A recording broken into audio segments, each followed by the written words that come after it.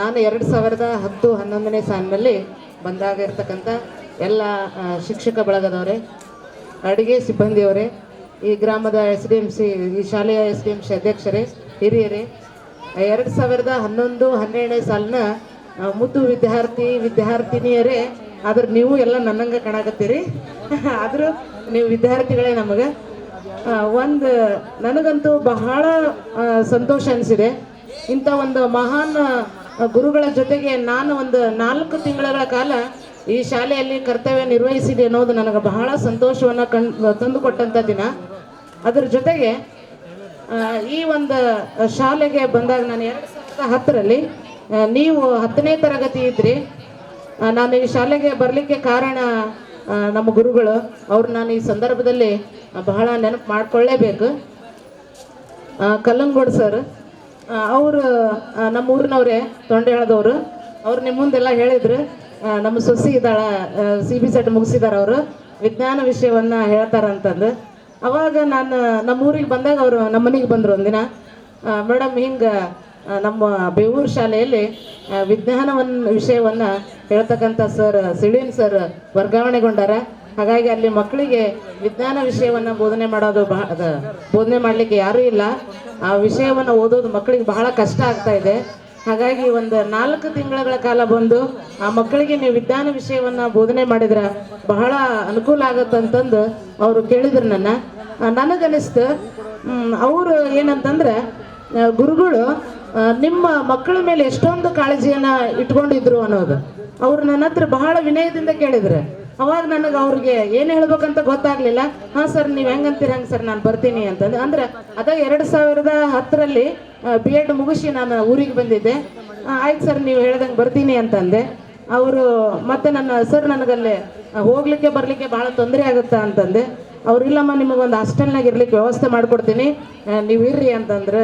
ಅದೇ ಪ್ರಕಾರ ನಾ ಈ ಶಾಲೆಗೆ ಬಂದ ಮೇಲೆ ನನಗೆ ಒಂದು ಸ್ವಲ್ಪ ಭಯ ಇತ್ತು. ಇನ್ನು ನಿಮ್ಮ ಬ್ಯಾಚಿಗೆ ನಾನು ಫಸ್ಟ್ ಪಾಠ ಹೇಳಲಿಕ್ಕೆ ಬಂದಿರೋದು. ಅದು ಭಯದ್ರ ಜೊತೆಗೆ ನಾನು 10ನೇ ತರಗತಿಗೆ ಹೋಗ್ಬೇಕಾದ್ರೆ ಸರ್ ಕಾಶಿ ವಿಶ್ವನಾಥ್ ಸರ್ ನನ್ನ ತರಗತಿಗೆ ಕರ್ಕೊಂಡು ಹೋದ್ರೆ.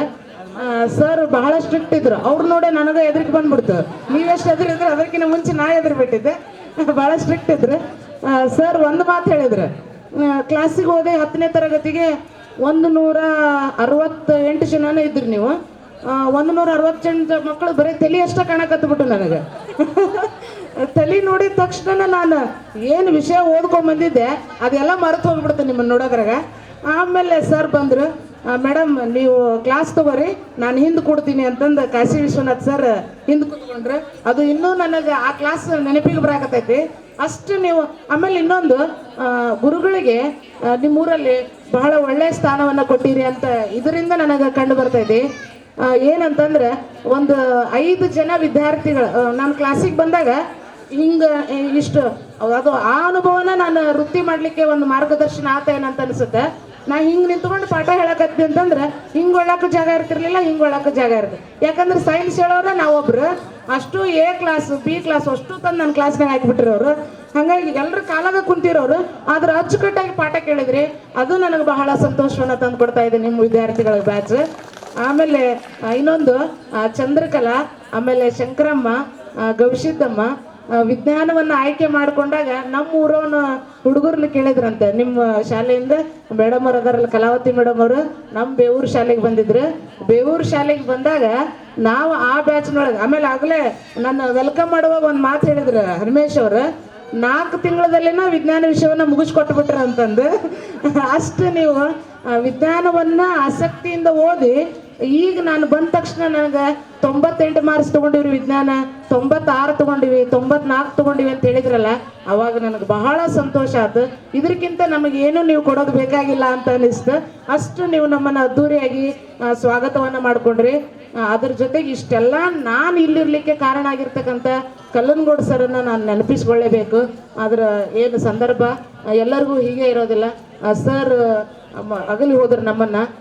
ಅವರು ದಾರಿ ಹಾಕಿಕೊಟ್ಟಂಗನ ನಾವು ಈಗ ಗುರುಗಳು ಅವರು ಕಲಿಸಿರ್ತಕ್ಕಂಥ ಪಾಠವನ್ನೇ ನಾನು ಮುಂದುವರಿಸ್ಕೊಂಡು ಹೋಗ್ತಾ ಇದ್ದೀನಿ. ತೊಂಡಿಹಾಳ ಗ್ರಾಮದಲ್ಲಿ 12 ವರ್ಷ ಆಯಿತು ನಾನೀಗ ವೃತ್ತಿಯನ್ನು ಸೇರಿ. ಅದಕ್ಕೆ ವೃತ್ತಿಯನ್ನು ಸೇರ್ಲಿಕ್ಕೆ ಕಾರಣನೇ ನಿಮ್ಮ ಬೇವೂರು ಗ್ರಾಮ ಅಂತ ಹೇಳಲಿಕ್ಕೆ ನಂಗೆ ಭಾಳ ಹೆಮ್ಮೆ ಅನಿಸುತ್ತೆ.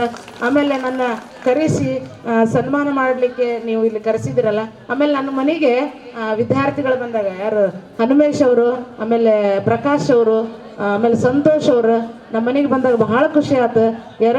4 ತಿಂಗಳ ಕೆಲಸ ಮಾಡಿದ್ದು ನನಗೆ 4 ವರ್ಷ ಬೇವೂರು ಗ್ರಾಮದಲ್ಲಿ ಕೆಲಸ ಮಾಡೀನಿ ಅಂತ ನನಗೆ ಬಹಳ ಖುಷಿ ಅನ್ನಿಸ್ತು. ಅಷ್ಟು ನೀವು ನನ್ನನ್ನು ಸತ್ಕಾರದಿಂದ ಕಂಡಿರಿ. ಇನ್ನೊಂದು ವಿಜ್ಞಾನದಲ್ಲಿ ಒಂದು ನಿಯಮ ಬರುತ್ತೆ, ಅದು ಸರ್ ಐಸಾಕ್ ನ್ಯೂಟನ್ರವರ 3ನೇ ನಿಯಮ, ಕ್ರಿಯೆಗೆ ತಕ್ಕ ಪ್ರತಿಕ್ರಿಯೆ ಅಂದ್ರೆ ಸಮನಾಗಿರ್ತೈತಿ ಮತ್ತು ವಿರುದ್ಧವಾಗಿರ್ತೈತಿ. ನಂದು ಕ್ರಿಯೆ ನಿಮ್ಮ ಗ್ರಾಮದಲ್ಲಿ ಚಲೋ ಆದಲ್ಲೇ ನನಗೆ ಒಳ್ಳೆ ಪ್ರತಿಕ್ರಿಯೆಯನ್ನ ಕೊಡ್ಲಿಕ್ಕತ್ತೀರಿ ಅಂತ ನನಗೆ ಬಹಳ ಹೆಮ್ಮೆ ಅನ್ನಿಸ್ತು. ಈ ರೀತಿಯಾಗಿ ವಿದ್ಯಾರ್ಥಿಗಳು ಕರೆಸಿ ಸನ್ಮಾನ ಕರೆಸಿರಿ. ಇನ್ನೊಂದು ಸನ್ನಿವೇಶವನ್ನು ಹೇಳಿ ನಾನು 2 ಮಾತನ್ನ ಮುಗಿಸ್ತೀನಿ ಸರ.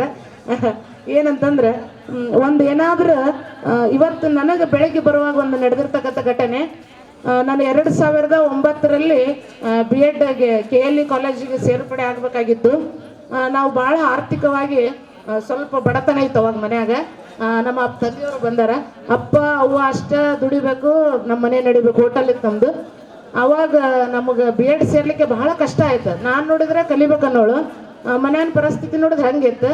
ಅವಾಗ ಕರ್ಮುಡಿ ಗ್ರಾಮದವರು ಅವರು ಜಿಲ್ಲಾ ಪಂಚಾಯತಿ ಅವರು ಎಲೆಕ್ಷನ್ಗೆ ನಿಂತಿದ್ರು, ಚನ್ನಪ್ಪಗೌಡ ಸರ್ ಅಂತಂದು. ಅವ್ರು ಭೇಟಿ ಆದಾಗ ಅವ್ರು ಒಂದು ಮಾತು ಹೇಳಿದ್ರು, ಅಲ್ಲಮ್ಮ ಇಷ್ಟೆಲ್ಲ ಪರ್ಸೆಂಟೇಜ್ ಮಾಡಿದಿ, ಅದು ಹಳ್ಳಿಯೊಳಗೆ 98% ಮಾಡಿದಿ, ಅದು ಸೈನ್ಸ್ ಮಾಡಿ ಅದು ಏನೇ ಇದ್ರು ನಾನು ಕೊಡ್ತೀನಿ, ನೀನು BEd ಅನ್ನ ಕಲಿಯಮ್ಮ ಅಂತ ಹೇಳಿದ್ರು. ಅದ್ರ ಪ್ರಕಾರ ಪಾಪ ಅವ್ರು ಸರ್ ನನಗೆ ದುಡ್ಡು ಕೊಟ್ಟರು, ನಾ BEd ಕಲಿತೆ. ಇವತ್ತು ಗುರುವಂದನ ಕಾರ್ಯಕ್ರಮಕ್ಕೆ ಬರುವಾಗ ಎಷ್ಟು ಗುರುಗಳಿಗೂ ಮತ್ತು ಶಿಷ್ಯರಿಗೆ ಎಷ್ಟು ಸಂಬಂಧ ಇರುತ್ತೆ ಅನ್ನೋದಕ್ಕೊಂದು ಸನ್ನಿವೇಶ. ನಾ ಗುರುವಂದನ ಕಾರ್ಯಕ್ರಮ ಬರಾಕತ್ತಿದ್ದೆ, ಇದು ಯಲಬುರ್ಗಾದಲ್ಲಿ ದೇವಸ್ಥಾನದ ಮುಂದ್ಗಡೆ ಗಾಡಿ ತರ್ಬಿಸಿದ್ವಿ. ಅವರು ಕಾರ್ ಒಳಗೆ ಬಂದ್ರು. ಅಲ್ಲೇ ಬರೋದ್ರಾಗ ತಕ್ಷಣಕ್ಕೆ ನಿಲ್ಲಿಸಿದ್ರು, ಏನಮ್ಮ ಇಲ್ಲದಿರಲ್ಲ ಅಂತಂದ್ರೆ. ಸರ್ ಹಿಂಗೆ ಗುರುವಂದನ ಕಾರ್ಯಕ್ರಮ ಐತಿ ಬೇವೂರೊಳಗೆ ಹೊರಟಿದ್ದೀನಿ ಅಂತಂದೆ. ಒಳ್ಳೇದಾತಮ್ಮ, ನಾನು ಕೊಟ್ಟಿದ್ದಕ್ಕೂ ನಿನಗೆ ಸಾರ್ಥಕ ಆತು, ಒಂದು ಒಳ್ಳೆ ಸ್ಥಾನದಲ್ಲಿ ಬೆಳವಣಿಗೆ ಹೊಂದಾಕತ್ತಿಯಲ್ಲ ಅಂತಂದ್ರು. ಅದಕ್ಕಂತೂ ನನಗಂತೂ ಭಯಂಕರ ಖುಷಿ ಆಗ್ಬಿಡ್ತು. ನಿಮ್ಮ ಊರಿಗೆ ಬರ್ಬೇಕಾದ್ರೆ ಒಂದೇ ಹಂತನ ಅಲ್ಲೇ ಮಾಡಿಬಿಟ್ಟೆ ನಾನು. ಅಷ್ಟು ಅದಕ್ಕೆ ಕಲೀಲಿಕ್ಕೆ ಎಲ್ಲಿದ್ರೂ ಪ್ರೋತ್ಸಾಹ ಇದ್ದೇ ಇರುತ್ತೆ. ನೀವು ಕೂಡ ಒಂದು ಒಳ್ಳೊಳ್ಳೆ ಸ್ಥಾನದಲ್ಲಿ ಇದ್ದೀರಿ ಅಂತ ನನ್ನ ಭಾವನೆ. ಎಲ್ಲರನ್ನೂ ನೋಡಿದ್ರೆ ಹಂಗೆ ಅನಿಸ್ತೆ. ಒಂದು ಒಳ್ಳೆ ಸ್ಥಾನದಲ್ಲಿ ಇರ್ರಿ, ಒಳ್ಳೆ ರೀತಿಯಲ್ಲಿ ಇರ್ರಿ, ಸಮಾಜಕ್ಕೆ ಒಂದು ಒಳ್ಳೊಳ್ಳೆ ಕಾರ್ಯಕ್ರಮಗಳನ್ನು ಈ ರೀತಿ ಕೊಡ್ತಾ ಇರ್ರಿ ಅಂತ ಹೇಳ್ತಾ ನನ್ನ 2 ಮಾತನ್ನ ಮುಗಿಸ್ತೀನಿ.